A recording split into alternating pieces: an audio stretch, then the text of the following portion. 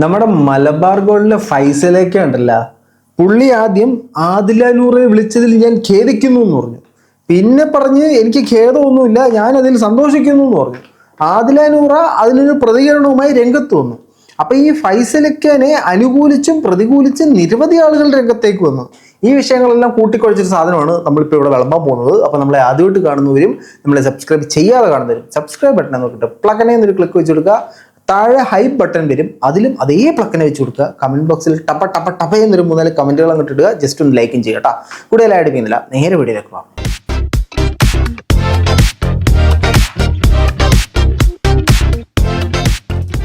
എല്ലാ പ്രിയ സുഹൃത്തുക്കൾക്കും പുതിയ വീഡിയോയിലേക്ക് സ്വാഗതം. നമ്മൾ ബിഗ് ബോസ് കഴിഞ്ഞതിന് ശേഷം ആദില നൂറ ആദ്യം പങ്കെടുത്തത് ഫൈസലേക്കയുടെ, അതായത് മലബാർ ഗോൾഡ് ആൻഡ് ഡയമണ്ട്സിന്റെ വലിയ പുള്ളിക്കാരനായിട്ടുള്ള ഫൈസലേക്കയുടെ വീടിന്റെ പാലുകാച്ചിനാണ് അവർ ആദ്യമായിട്ട് ചെന്നത്. അവിടെ ഫൈസലിക്ക അവരുടെ കൂടെ നിന്ന് ഫോട്ടോയൊക്കെ എടുത്തു. ഞങ്ങളെ വിളിച്ചതിന് ഹൃദയം നിറഞ്ഞ നന്ദിയൊക്കെ ആദില നൂറയൊക്കെ അറിയിച്ചു. അതിനുശേഷം അവരവിടെ നിന്ന് ഫോട്ടോ എടുത്തു. Note this point your honour, Adhila Noora വന്ന സമയത്ത് നാദറിയോ അവിടെ ഉണ്ടായിരുന്നു. ഒരു ഫോട്ടോ ഒക്കെ എടുത്ത് പിരിഞ്ഞതിന് ശേഷം അടുത്ത ദിവസം ഫൈസലിക്ക ഫേസ്ബുക്കിൽ ഒരു പോസ്റ്റ് ഇട്ടു. ഈ പോസ്റ്റിനകത്ത് സമ്പാദിക്കുന്ന സാധനം എന്ന് പറഞ്ഞാൽ, എൻ്റെ ഗൃഹപ്രവേശന ചടങ്ങുകളിൽ 2 പെൺകുട്ടികൾ പങ്കെടുത്തു. ഈ പെൺകുട്ടികൾ സമൂഹത്തിന് തെറ്റായിട്ടുള്ളൊരു ഉദാഹരണമാണ് നൽകുന്നത്. മാതാപിതാക്കളെ ബഹുമാനിക്കുന്നില്ല. അങ്ങനത്തെ ഒരു തലമുറ, വെറും ചെറ്റ തലമുറയാണ് അതുങ്ങൾ. മാതാപിതാക്കളെ പോലും ഇതാക്കുന്നില്ല. ഞാൻ അതൊന്ന് വായിക്കാം. മാതാപിതാക്കളെ തന്നെ ധിക്കരിച്ചും സമൂഹ മധ്യത്തിൽ താറടിച്ചും പ്രവർത്തിച്ചുകൊണ്ടിരിക്കുന്ന അവരെ സ്വീകരിച്ചതിൽ പുതുതലമുറയ്ക്ക് തെറ്റായിട്ടുള്ള സാധനം കൊടുക്കുന്നതാണ്. ഇതാണ് പുള്ളി പറഞ്ഞത്. അതിലേക്കൊക്കെ ഡീറ്റെയിലൊക്കെ നമുക്ക് വരാം കേട്ടോ. അതിനുശേഷം പുള്ളിക്കാരൻ ഇപ്പോൾ പോസ്റ്റ് മുതലാളി പോസ്റ്റ് മുക്കിട്ട് പുതിയ പോസ്റ്റുമായിട്ട് വന്നിട്ടുണ്ട്. പുതിയ പോസ്റ്റുമായിട്ട് വരുന്നതിന് മുമ്പേ പോസ്റ്റ് മുതലാളിയെ വെളുപ്പിച്ചുകൊണ്ട് കുറേ പേര് പേസ്റ്റുമായിട്ട് ഇറങ്ങിയിട്ടുണ്ട്.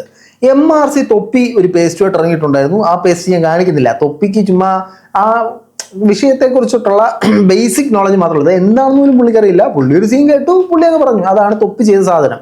തൊപ്പിയെ പോലൊരു വലിയ ഇൻഫ്ലുവൻസർ അങ്ങനെ ഒരു വിഷയത്തെക്കുറിച്ച് വ്യക്തമായ ധാരണയില്ലാതെ സംസാരിക്കുന്നത് വളരെ തെറ്റാന്ന് വിശ്വസിക്കുന്ന ഒരാളാണ് ഞാൻ. ഇത് മാത്രമല്ല, ഒരുപാട് ആളുകൾ ഫൈസലിക്കനെ ന്യായീകരിച്ചും ഫൈസലിക്ക ചെയ്തത് തെറ്റാണെന്ന് പറഞ്ഞിട്ടും രംഗത്ത് വന്നിട്ടുണ്ടായിരുന്നു. ന്യായീകരിച്ച് വന്ന ഒരെണ്ണം നമുക്ക് കാണാം. അപ്പൊ പലർക്കും പല അഭിപ്രായമാണല്ലോ. അപ്പൊ നമുക്ക് ന്യായീകരിച്ച് വന്നൊന്ന് കാണാം. വാർത്ത കേൾക്കുന്നത് വരെ ഈ സോഷ്യൽ മീഡിയയിൽ ആർക്കും ഒരു റെസ്റ്റ് ഉണ്ടാവുമെന്ന് എനിക്ക് തോന്നുന്നില്ല. സംഭവം പുള്ളിക്കാരന്റെ കയ്യിൽ നിന്ന് പോയി ഒരു അബദ്ധം പറ്റിയതാണെങ്കിലും ആ പറ്റിയ അബദ്ധത്തിനും ഒരു ചന്തം ഇല്ലേ? ഒന്ന് ചിന്തിച്ചു നോക്കിയാൽ പുള്ളിക്കാരൻ ഒരിക്കലും നമുക്ക് തെറ്റ് പറയാൻ പറ്റില്ല. തെറ്റ് പറയണ്ട. കാരണം എല്ലാത്തിനും 2 തരത്തിലുള്ള പക്ഷക്കാരുള്ള നാടാണ് നമ്മുടേത്. ഇത് ശരിയാണെന്ന് വിശ്വസിക്കുന്നവരുണ്ട്, തെറ്റാണെന്ന് വിശ്വസിക്കുന്നവരുണ്ട്. അപ്പോൾ ഈ ആദില നൂറെ പോലത്തെ ഉള്ള ആളുകൾ സമൂഹത്തിന് തെറ്റാണെന്ന് വിശ്വസിക്കുന്ന ഒരു ചേച്ചിയാണ് ഈ ചേച്ചി. ഈ ചേച്ചിയുടെ പ്രശ്നം എന്ന് പറഞ്ഞാൽ, ഇതുപോലത്തെ കുറേ ചേച്ചിമാരുണ്ട് കേട്ടോ. ഈ ചേച്ചിമാരെല്ലാത്തിനും തലതിരിഞ്ഞ അഭിപ്രായങ്ങളൊക്കെയാണ് പറയുന്നത്. അതുകൊണ്ടാണ് ഞാൻ ഈ ചേച്ചിയെ സ്പെഷ്യലായിട്ട് എടുത്ത കേട്ടോ. ചേച്ചിയുടെ തലതിരിഞ്ഞ അഭിപ്രായം നമുക്ക് കാണാം. ഇവളുടെ താഴെ 3 പേര്, അതിനെന്തായാലും ഒരു കുറവും വരുത്തിയില്ല. കുറെ എണ്ണത്തിനെ പറ്റില്ല. സോഷ്യൽ മീഡിയയിൽ എവരെ നെഞ്ചോട് ചേർത്ത് വെക്കുന്നവര്, അല്ലെങ്കിൽ എന്റെ വീട്ടിൽ വരൂ എന്ന് പറഞ്ഞ് കോരം പറയുന്നവര് എന്ത് ഇതിനെയൊന്നും ചോദ്യം ചെയ്യാതെ പോയത്? അതായത് ഈ ആദില നൂറ അവരുടെ മാതാപിതാക്കളെ കുറിച്ച് അഭിസംബോധന ചെയ്ത സ്റ്റേറ്റ്മെന്റ് വളരെ മോശമാണ്. അപ്പൊ ഇവരെ എന്തുകൊണ്ട് നമ്മൾ വാമായിട്ട് സ്വീകരിക്കുന്നു എന്നാണ് ഈ പുള്ളിക്കാരി ചോദിച്ച ചോദ്യം. ആ ചോദ്യം ചോദിച്ച പുള്ളിക്കാരോട് ഞാൻ തിരിച്ചു ചോദിക്കുകയാണ്, ആദില നൂറ ചെയ്തത് ശരിയോ തെറ്റോ എന്നിട്ടിരിക്കട്ടെ.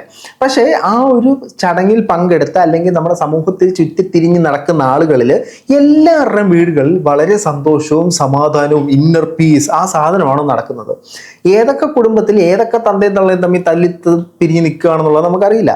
ഇവരിത് പബ്ലിക്കായിട്ട് പുറത്ത് കാണിച്ചു, അതിൽ പലരും പുറത്ത് കാണിക്കുന്നില്ല. ആ വന്നതിൽ എല്ലാ കുടുംബങ്ങളും സാറ്റിസ്ഫൈഡ് ആണെന്ന് നിങ്ങൾ ചിന്തിക്കുന്നുണ്ടോ?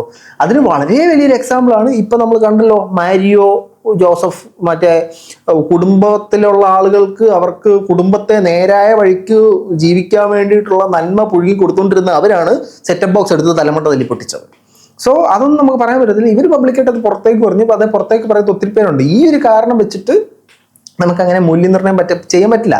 ഇതേസമയം നമുക്ക് തിരിച്ചു അറിയില്ല. ഇവരുടെ മാതാപിതാക്കൾ ഇവർ രംഗത്ത് വന്ന് തിരിഞ്ഞ് സംസാരിച്ചിട്ടില്ല. ഇനി മാതാപിതാക്കൾക്ക് ഇവരോടുള്ള അപ്രോച്ച് ശരിയാണോ എന്ന് അറിയത്തില്ല. അതെന്ത് പുല്ലിലുമായിട്ട് നമുക്ക് ബാക്കിയേക്കാം. അവിടെ വന്ന നാദിരയെ അല്ലെങ്കിൽ അവിടെ വന്ന റിയയെ ക്ഷണിക്കാതെ കയറി വന്നതെന്നോ അല്ലെങ്കിൽ ക്ഷണിക്കാത്ത അതിഥികളെന്നോ അങ്ങനെ എന്തെങ്കിലും പറഞ്ഞ് അപഹസിക്കുകയോ പോസ്റ്റ് ഇടുകയോ എന്തെങ്കിലും ചെയ്തോ? അങ്ങനെയൊന്നും ചെയ്തിട്ടില്ല. ഇപ്പൊ നമ്മൾ ഇതിനകത്ത് പറയുകയാണെങ്കിൽ, ഈ ആദില നൂറയ്ക്ക് ഇൻവിറ്റേഷൻ കൊടുത്ത് അവരെ ആ വീട്ടിലേക്ക് ക്ഷണിച്ച് അവരെ ആ വീട്ടിൽ വന്ന് അവരെ നന്നായിട്ട് സ്വീകരിച്ച് കൊള്ളടാ മോനെ, എല്ലാം ഇഷ്ടപ്പെട്ടല്ലോ, നമ്മുടെ വീടൊക്കെ ഇഷ്ടപ്പെട്ടല്ലോ, വന്നതിന് ഒരുപാട് നന്ദിയുണ്ട് കേട്ടോ. നിങ്ങൾ രണ്ടുപേർക്ക് പറയും. എല്ലാം പറഞ്ഞങ്ങ് വിട്ടതിന് ശേഷം ആ നാറീനെ എൻ്റെ വീട്ടിൽ കയറ്റാൻ പറ്റത്തില്ലായിരുന്നു എന്ന് പറയുന്നത് ശരിയായ ഒരു പ്രതികരണമായിട്ട് നിങ്ങൾക്ക് തോന്നുന്നുണ്ടോ? അതായത് മര്യാദയ്ക്ക് പോയൊരു മനുഷ്യനെ വിളിച്ചു വരുത്തി അവരെ സൽക്കരിച്ച് വിട്ടിട്ട് അപമാനിക്കുന്നൊരു സാധനമാണ്. ഇതിൽ ബെറ്റർ അവർ വിളിക്കാതിരിക്കുകയായിരുന്നു. അപ്പോൾ ഈ പറയുന്നൊരു സാധനം അയാൾ അറിയാതെയാണ് അയാളുടെ ഇൻവിറ്റേഷൻ പോയത്. അങ്ങനെ ഉണ്ടെങ്കിൽ അയാളുടെ മാനേജറെ ഫസ്റ്റ് പിരിച്ചു വിടണം. അയാളുടെ മാനേജരായിക്ക് പട്ടി വിലയാണ് കൊടുക്കുന്നത് എന്നതിൻ്റെയാണ് അതിൻ്റെ അർത്ഥം.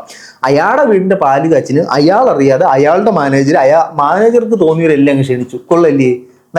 നല്ലൊരു സ്ട്രക്ചറുള്ള ഒരു ഹയറാർക്കിയാണ് അവിടെ പ്രവർത്തിച്ചുകൊണ്ടിരിക്കുന്നത്. ഇഷ്ടപ്പെട്ടത്.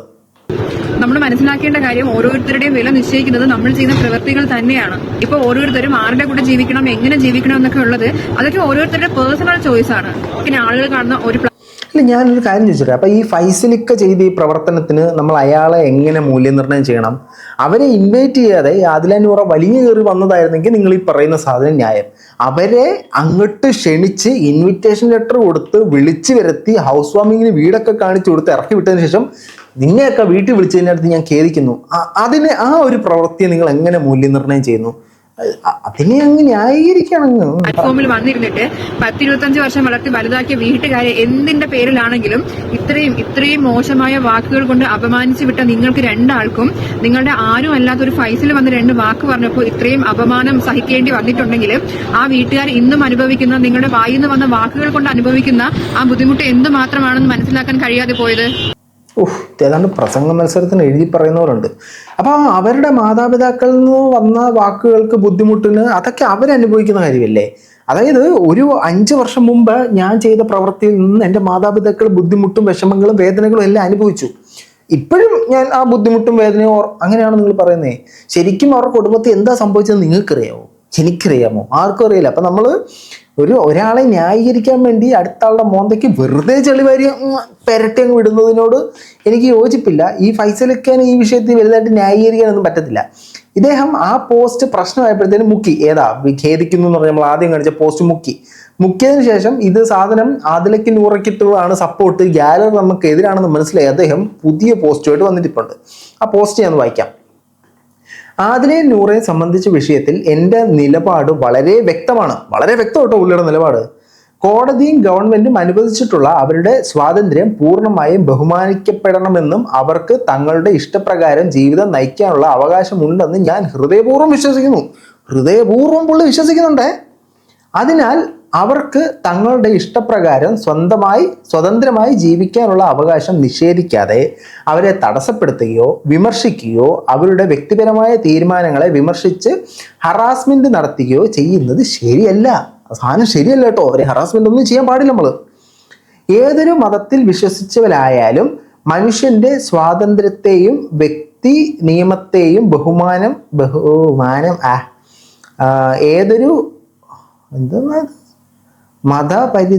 പരിധിക്കും അതീതമായി ഒരു അടിസ്ഥാന മനുഷ്യനാണെന്ന് ഞാൻ വിശ്വസിക്കുന്നു. പുള്ളി എന്തൊക്കെയോ വിശ്വസിക്കുന്നുണ്ട്. ബാക്കിയേക്കാം.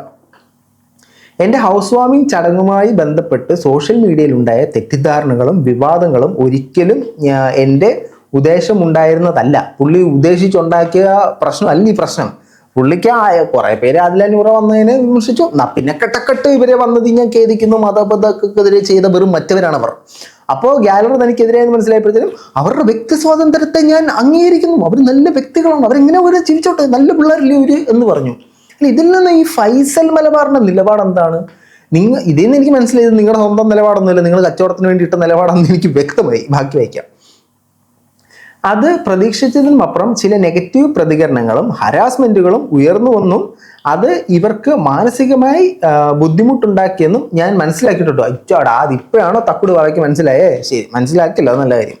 അതുകൊണ്ട് ഞാൻ വ്യക്തമായി പറയുന്നു, അവരെ വേദനിപ്പിക്കാനുള്ള ഉദ്ദേശം എനിക്കുണ്ടായിരുന്നില്ല.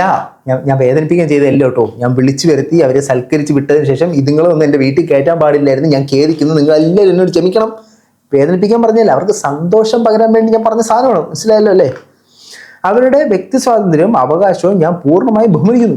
പൂർണ്ണമായിട്ട് ബഹുമാനിക്കുന്നുണ്ട്. വ്യക്തി സ്വാതന്ത്ര്യത്തെയൊക്കെ ബഹുമാനിക്കുന്നുണ്ട്. ഇത് മാതാപിതാക്കളെ പറഞ്ഞ് ഇവര് മോശമായിട്ടുള്ള മാതൃകയാണ് കുടുംബത്തിന് കൊടുക്കുന്നതെന്ന് പറഞ്ഞിട്ടുള്ളത് അവരുടെ വ്യക്തി സ്വാതന്ത്ര്യത്തിനെ നമ്മൾ ബഹുമാനിച്ചാണ്.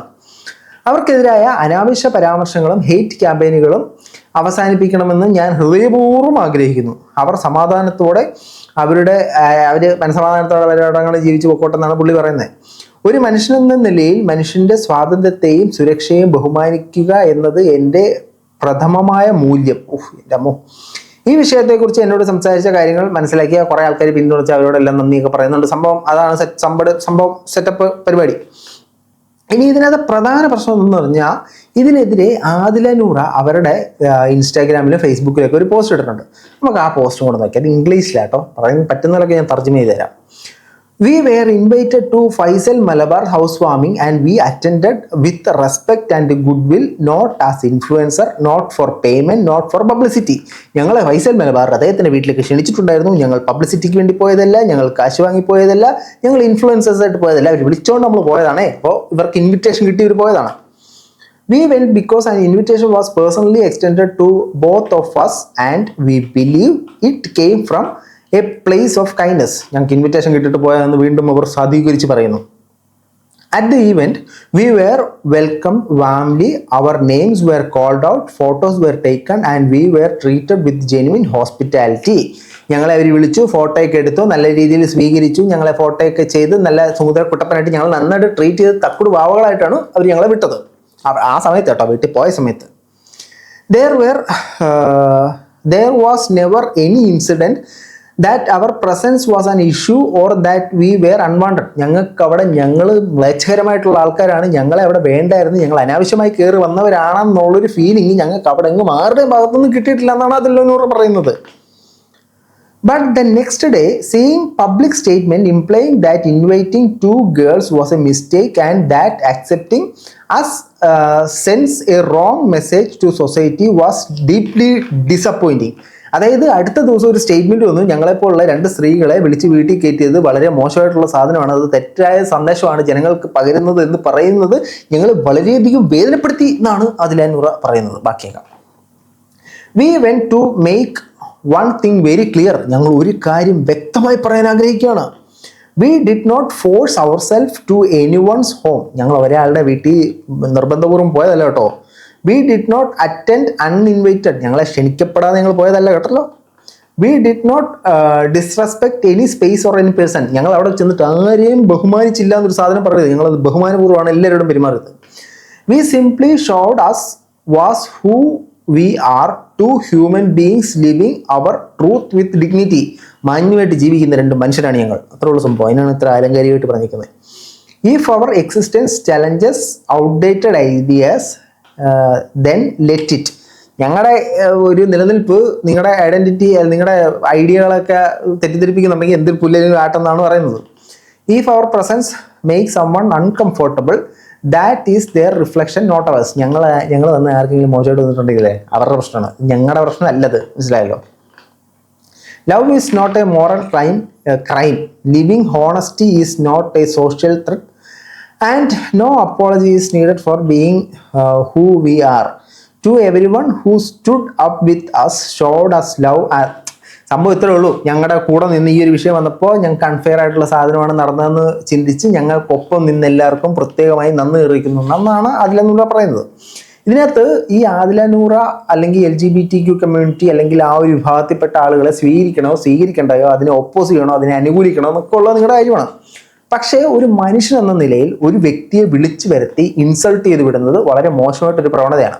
ബെസ്റ്റ് ഓഫ് ഓൾ, നിങ്ങൾക്ക് ഇഷ്ടമല്ലെങ്കിൽ നിങ്ങൾക്ക് ഇൻവൈറ്റ് ചെയ്യാതിരിക്കുകയായിരുന്നു. നിങ്ങൾക്ക് താല്പര്യമില്ല, നിങ്ങൾ പറയുന്ന പോലെ നിങ്ങളുടെ മാനേജറുടെ അഭിപ്രായ പ്രകാരമാണ് ഇൻവൈറ്റ് ചെയ്ത് അവർ വന്ന് നിങ്ങളുടെ ചടങ്ങുകളിൽ നല്ല രീതിയിൽ കൂടിയിട്ട് പോയി നിങ്ങൾക്ക് യാതൊരു തരത്തിലുള്ള ദോഷവും സൃഷ്ടിച്ചില്ലാത്ത പക്ഷം നിങ്ങൾക്ക് വീണ്ടും അവർ വന്നത് മോശമായി പോയി എന്നുള്ള മ്ലേച്ഛകരമായിട്ടുള്ള സാധനം ചെയ്യേണ്ട കാര്യമില്ലായിരുന്നു. അതായത് നമ്മൾ ഒരുത്തനെ ബാമനെ ചോറ് തരാം, അവിടെ ഇലയൊക്കെ വിരിച്ച് ചോറൊക്കെ വിട്ടിട്ട് കാരണക്കുറ്റി നോക്കി ഒരു അടി എടുത്തിട്ട് തിന്നിട്ട് പോടാ എന്ന് പറയുന്നൊരു സാധനമാണ് നിങ്ങൾ ചെയ്തത്. ഇത് നിങ്ങൾക്ക് ആ ഒരു വിഭാഗത്തെ അല്ലെങ്കിൽ ഈ ഇത്തരത്തിലുള്ള ആളുകളെ നിങ്ങൾക്ക് സ്വീകരിക്കാതിരിക്കാം. പക്ഷെ ഒരു മനുഷ്യൻ എന്നുള്ള പരിഗണന കൊടുക്കുക, അവർക്ക് കൊടുക്കേണ്ട റെസ്പെക്ട് കൊടുക്കുക. നിങ്ങൾക്ക് താല്പര്യമില്ലാത്ത പക്ഷം അവരിൽ നിന്ന് ഒഴുകി മാറി നടന്നു പോവുക, അവരുടെ അടുത്തേക്ക് പോകാതിരിക്കുക. അവർ എതിലെയോ ജീവിച്ച് പൊക്കോട്ടെ. ആ ഒരു സംഭവം സെറ്റപ്പ് നോക്കുക. അവർ നമ്മുടെ ജീവിതത്തിലേക്ക് അല്ലെങ്കിൽ നമുക്ക് ആവശ്യമായ അല്ലെങ്കിൽ നമ്മളെ ത്രെട്ട് ചെയ്യുമ്പോഴത്തേക്ക് അല്ലെങ്കിൽ നമ്മൾക്കൊരു ഭീഷണിയായിട്ട് മാറുമ്പോൾ മാത്രമേ ഇതൊരു പ്രശ്നമായിട്ട് തോന്നുള്ളൂ എന്നാണ് എൻ്റെ ഒരു അഭിപ്രായം. നിങ്ങളുടെ അഭിപ്രായം തീർച്ചയായിട്ടും കമൻറ്റുകൾ രേഖപ്പെടുത്തും. മറ്റൊരു വീട്ടാണ്. ബൈ.